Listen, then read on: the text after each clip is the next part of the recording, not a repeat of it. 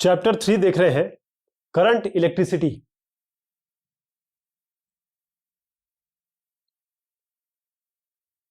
Kirchhoff rule के सवाल और जवाब देखेंगे। इसमें कैलकुलेट करना है, पहला सवाल है calculate the current flowing through the resistor R1। R1 में कितना करंट बह रहा है, यानी कि जो I है कितना बह रहा है, और आपको बताना है R1 R2 R3 अगर ये दिए हैं तब जो पोटेंशियल है। पॉइंट्स आपके एक दिया हुआ है, एक 2 दिया हुआ है, एक 3 दिया हुआ है। तो ये 1 2 3 पॉइंट्स दिए हुए हैं, I करंट बह रहा है इसमें। आपको पोटेंशियल भी दिए हुए हैं V1 V2 और V3 इन तीनों पॉइंट्स पे। इसके अलावा आपको पोटेंशियल भी कैलकुलेट करना है इस जंक्शन पॉइंट पे, इस O पॉइंट पे। तो इसके लिए क्या करेंगे, वो आपका जंक्शन पॉइंट है। तो पोटेंशियल यहां पर देखिए 10 वोल्ट है, यहां पर 6 वोल्ट है, यहां पर 5 वोल्ट है। इसका मतलब ये है कि करंट यहां हायर वोल्टेज से लोअर वोल्टेज पे जाता है, तो करंट इस तरफ बहेगा। और क्योंकि यहाँ पार्टीशन है तो ये इधर चला जाएगा आधा, या जो भी पार्टीशन है एक भाग इधर चला जाएगा, एक भाग इधर चला जाएगा। तो इसको देखिएगा कि जैसे मान लीजिए I करंट जाता है तो हम कहते हैं कि चलिए I2 यहां चला गया, तो I माइनस I2 यहां पर बचेगा।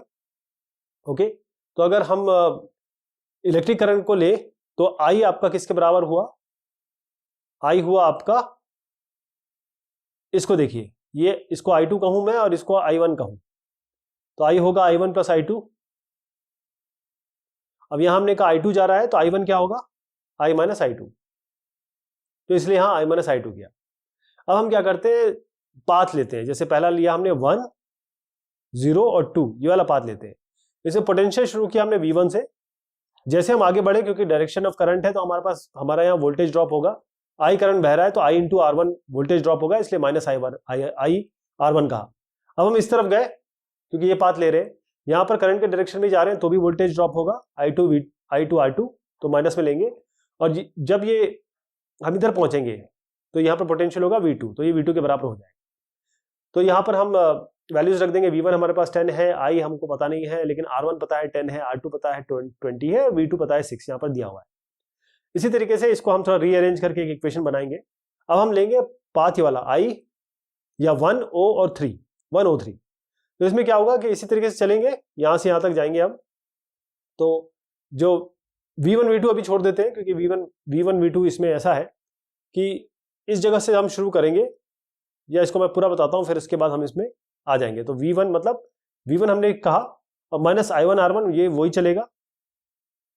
इसी तरीके से आप जब यहां पर आएंगे, इस डायरेक्शन की बात हो रही है, तो यहां पर वोल्टेज ड्रॉप होगा आपका R1 और I माइनस I2, ध्यान रखिएगा I माइनस I2, और किसके बराबर होगा, यहां जो वोल्टेज है 5 के बराबर। तो यहां पर 10 लिया, माइनस I1 R1 यानी कि आपका 10 इंटू R1 माइनस R2 कितना है यहां पर, ये आपका ये R3 30, और I minus I2 equal to 5।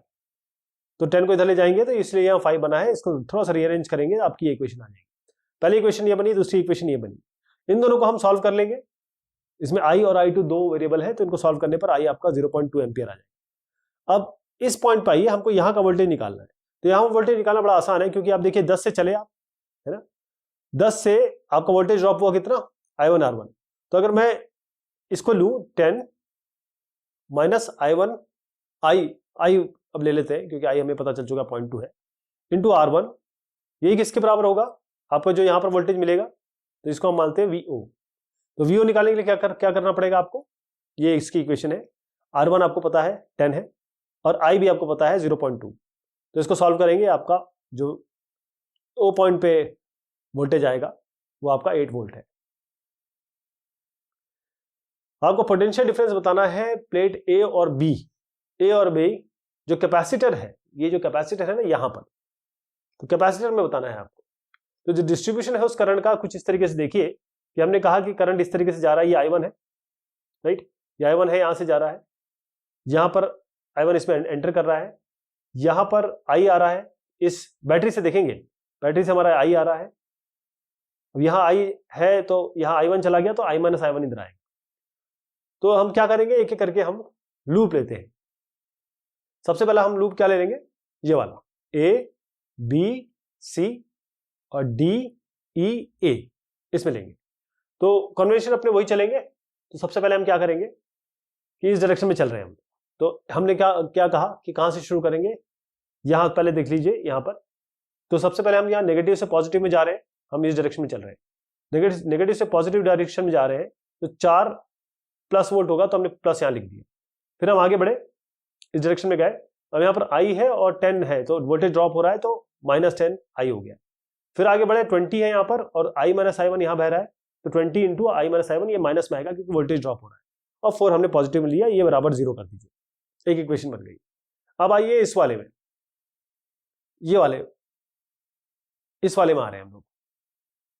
तो यहां पर कैसे बन रहा है, देखिए सबसे पहला हमारा जो हम यहां पर 20 इंटू ये इस डायरेक्शन में आते हैं। अब एक काम करते हैं कि जब हम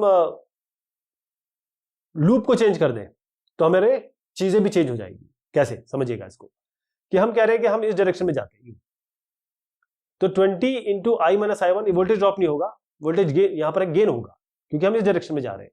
20 इंटू I-I1 यहां पर गए, अब नेगेटिव से पॉजिटिव में जा रहे हैं, तो इसका मतलब हमको ये 1 प्लस में लिखना पड़ेगा।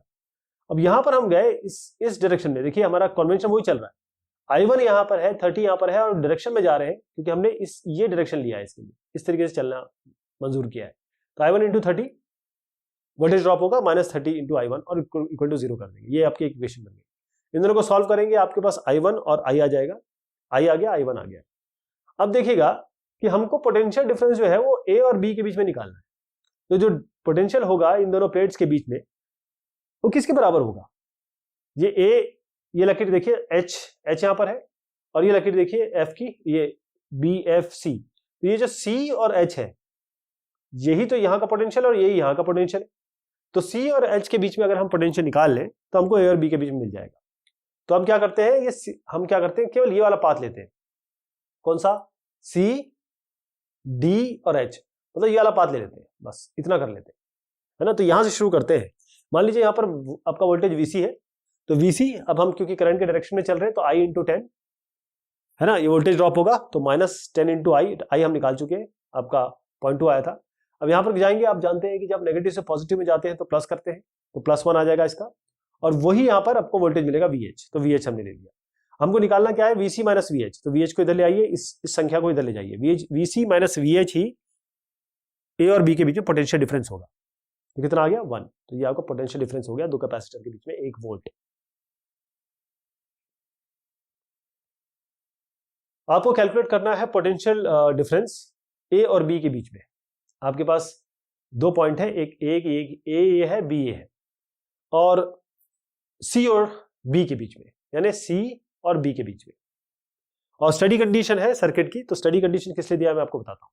अब ध्यान रखिएगा कि यहां पर आपके क्या लगे हुए हैं, माइक्रोफैराड क्या है, ये आपके कैपेसिटर्स लगे हुए हैं, राइट। ये रेजिस्टेंस यहां है लेकिन बाकी कैपेसिटर्स लगे हुए हैं। तो क्योंकि कैपेसिटर लगे हैं तो इसका इक्विवेलेंट सर्किट हमको बनाना पड़ेगा। मेन चीज ये है कि जो आपका ये पॉइंट है ए के साथ E लगा हुआ है, ए के साथ B लगा हुआ है, तो दोनों ये तीनों इक्विवेलेंट हो गए।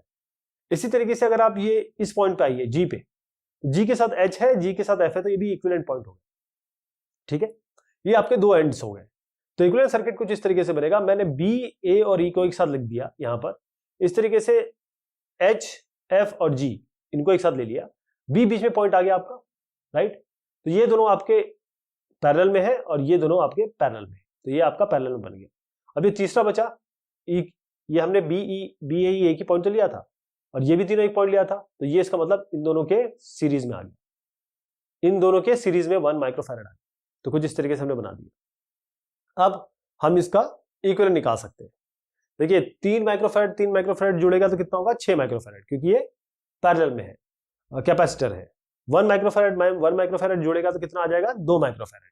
तो इसका इक्विवेलेंट आ जाएगा आपका 6, इसका इक्विवेलेंट आ जाएगा आपका 2 माइक्रोफैराड। ओके। अब ये देखिए कि क्योंकि इसमें स्टडी करंट जा रहा है तो आपका 20 ओम और 10 ओम इस पे कोई करंट फ्लो नहीं कर रहा है, ये कनेक्टेड ही नहीं है। तो यहां पर जो वोल्टेज होगा बैटरी का 100 वोल्ट जो आपने अप्लाई किया है, स्टडी करंट है इसलिए कह रहा हूं मैं, जो 100 वोल्ट यहां पर आपने अप्लाई किया है वो किसके बीच में है, आपका इस पॉइंट और इस पॉइंट के बीच में तो है ना, इस पॉइंट और इस पॉइंट के बीच में। तो जो 6 माइक्रोफैराड है और जो आपका 2 माइक्रोफैराड है ये सीरीज में लगे हुए हैं, क्योंकि 6 और 2 यहां पर ये सीरीज में लगे हुए हैं। तो इसका इक्विवेलेंट हम अगर निकालना चाहें, या ये कहें कि जो इलेक्ट्रिकल चार्ज है 6 और 2 माइक्रोफैराड में, अगर हम माने कि इसमें Q है, तो आप देखिए जो पोटेंशियल हुआ पूरा का पूरा 100 वोल्ट, वो किसके बराबर है? जो पोटेंशियल यहां पर है V1, और जो पोटेंशियल है यहां पर V हो गया V1 प्लस V2, और V1 क्या होता है हम जानते हैं, ये V होता है Q बाय C, पोटेंशियल होता है चार्ज बाय, क्योंकि Q इंटू VC होता है, तो Q बाय C1 आ गया, इसका लगा दीजिए, और इसके लिए Q बाय C2 लगा दीजिए। C1 आपका हो गया 6, क्योंकि 6 इसका इक्विवेलेंट 6 है, और इसके लिए आपका 2 हो गया, तो Q बाय 2, ये 100 के बराबर हो गया। तो चार्ज आ गया आपके पास, चार्ज आ गया 150 माइक्रोकूलम। अब जो पोटेंशियल डिफरेंस है A और B के बीच में, पोटेंशियल डिफरेंस जो A और B के बीच में, वो किसके बराबर है? जो वोल्टेज डेवलप हुआ अक्रॉस 6, देखिए यहां से यहां तक तो गए, तो जो वोल्टेज ड्रॉप इसके अक्रॉस हुआ वही तो यहां पर आपको पोटेंशियल डिफरेंस मिलेगा। VAB क्या होगा? यहां से यहां तक 150 आपका पूरा का पूरा चार्ज है, और उसको डिवाइड कर दीजिए आप इस 6 माइक्रोफैराड से, ये आ गया। अब कुल मिला के 100 वोल्ट था, इसने कितना ले लिया? 25, तो इसको कितना मिला? 25 में से 25 को घटा दीजिए 100 में से, तो B और C के बीच में आ गया, यहां और यहां के बीच में आ गया आपका 75 वोल्ट। ऐसे करते हैं इसको। एक क्यूब है, इसमें 12 वायर है, जिसके इक्वल रेजिस्टेंस है, ये ध्यान रखिए इक्वल रेजिस्टेंस है। आपको इक्विवेलेंट रेजिस्टेंस निकालना है, कोई भी दो आप डायगनली अपोजिट पॉइंट ले लें, यानी जैसे ये D है, ये B है, ये पॉइंट पे ले लें, या A डैश A मान लीजिए, C मान लीजिए, इसको अगर A डैश माना है तो A और A डैश और C, या फिर A माना है इसको तो A और C डैश, इस तरीके से ले लीजिए, किसी के बीच में भी निकाल लीजिए, राइट। अब इसमें थोड़ी सिमेट्रिसिटी देखनी पड़ेगी। अब क्योंकि पाथ A B है, देखिए ये वाला जो पाथ है, ये पाथ और ये पाथ सिमेट्रिक है, ये पाथ और ये पाथ सिमेट्रिक है, ये पाथ और ये पाथ सिमेट्रिक है, ये पाथ और ये पाथ सिमेट्रिक, और ये पाथ और ये पाथ सिमेट्रिक, ये सारे के सारे सिमेट्रिक है। तो आप देखिए, अगर हमने कहा कि चलिए यहां पर I करंट जा रहा है, ठीक, तो क्योंकि तीनों यहां से तीनों का रेजिस्टेंस सेम है, तो यहां I/3 जाएगा, यहां I/3 जाएगा, I/3 जाएगा। सिमेट्रिसिटी से क्या होगा कि यहां I/3 है तो यहां भी I/3, यहां भी I/3, राइट। लेकिन अब क्या करेंगे हम? I3 तो चला गया आपका, लेकिन अब जैसे आप यहां पर गए I/3, अब ये और ये दोनों सिमेट्रिक है। सिमेट्रिक इन द सेंस, कैसे सिमेट्रिक हो गए? क्योंकि रेजिस्टेंस सेम है इसके। तो I/3 यहां जा रहा है तो I/6 इधर चला जाएगा, I/6 इधर चला जाएगा, राइट। अब I/6 आप यहां पर गए, अब क्योंकि I/3 गए, यहां भी I/6 जाएगा, यहां I/6 जाएगा, डिवाइड बाय 2 हो जाएगा सिंपली। इसी तरीके से I/6 यहां से आया, I/6 यहां से आया, यहां पर I/3 चला जाएगा जोड़ के। इसी तरीके से क्योंकि I/3 आया, यहां पर आपका 2 भाग में डिवाइड हो गया ये।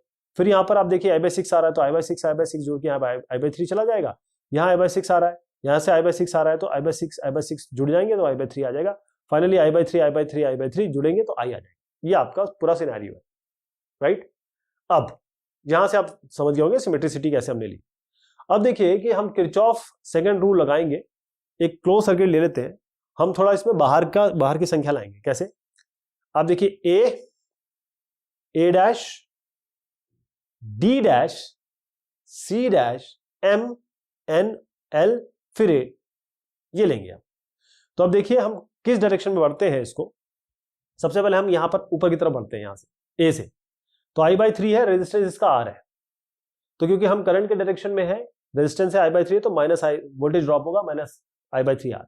यहां पर गए तो I/6R माइनस में, यहां पर आए माइनस I/3R, और जब यहां पर आए और नेगेटिव से हम पॉजिटिव में जा रहे हैं तो प्लस E होगा, या मतलब यहां पर हम प्लस E करेंगे, इक्वल टू 0 करेंगे इसको, प्लस E इक्वल टू 0। अब इस प्लस E को इधर ले जाएंगे तो माइनस E आ जाएगा, बस ये इक्वेशन इस तरीके से है। तो E क्या आ जाएगा इसमें? आपका 5/6 IR, इन तीनों को जोड़ेंगे तो 5/6 IR आ जाएगा। अब जो इक्विवेलेंट रेजिस्टेंस है, दो डायगनली अपोजिट, जैसे मान लीजिए A और C डैश ले लीजिए आप, ये A और ये C डैश, ठीक। इसका मतलब ये है कि यदि R डैश या R, कोई इक्विवेलेंट रेजिस्टेंस R कनेक्टेड है, एक बैटरी है आपकी EMF बैटरी है, कोई R डैश कनेक्टेड है, ठीक। तो इसका मतलब ये है कि जो E आ रहा है वो किसके बराबर है? I इंटू ये जो I जा रहा है, और यहां से यहां तक इक्विवेलेंट रेजिस्टेंस मान लीजिए आप कोई R डैश, तो E equal to I into R dash, ये आपने लिख लिया। लेकिन अभी अभी आपने क्या निकाला? E इक्वल टू 5/6 IR निकाला ना, ये चीज निकाली, इसको रख दीजिए इसके साथ। E की जगह 5/6 IR लिख दीजिए, I कैंसिल, R डैश आपका हो जाएगा 5/6 R के बराबर।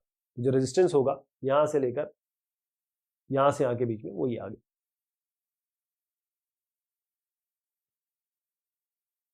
एक क्यूब को कंस्ट्रक्ट किया जिसमें 12 वायर लगाया आपने, इक्वल रेजिस्टेंस है सबके, और आपको इक्विवेलेंट रेजिस्टेंस निकालना है ए और बी के बीच में। अब ये ए है, ये बी है, ठीक।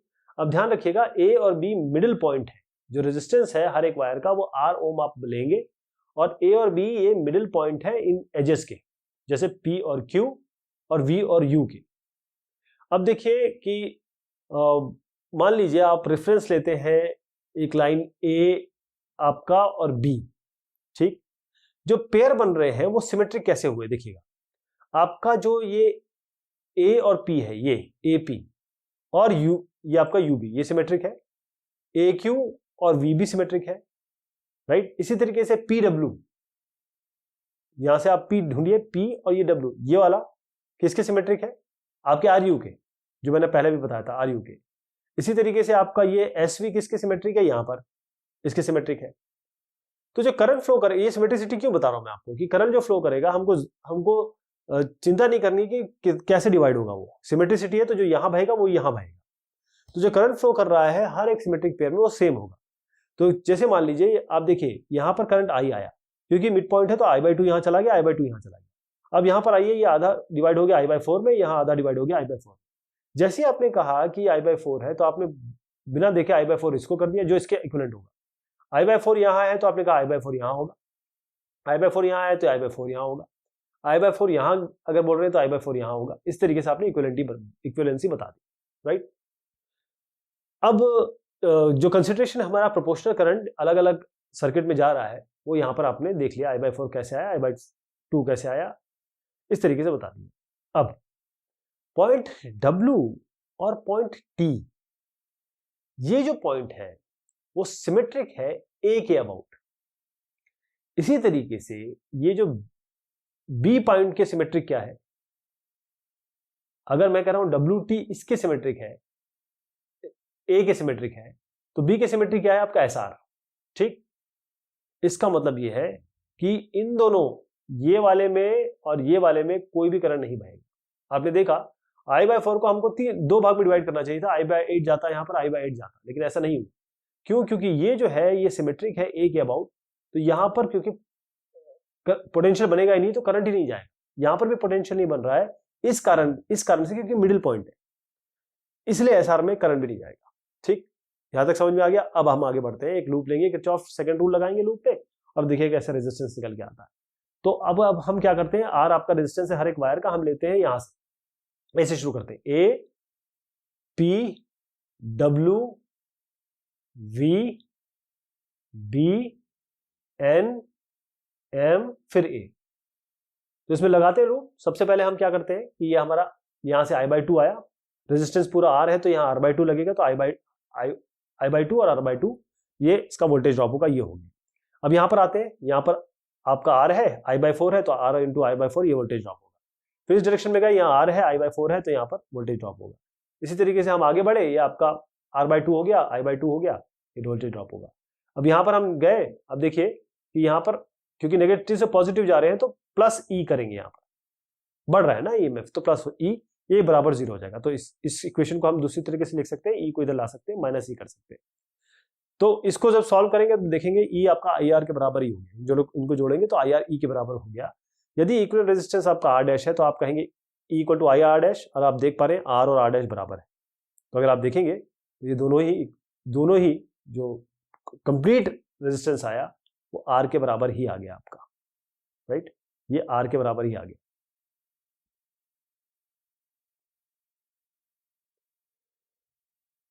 तो ये सवाल जवाब थे आपके किरचॉफ रूल्स के। बहुत शुक्रिया, बहुत मेहरबानी आप सभी की।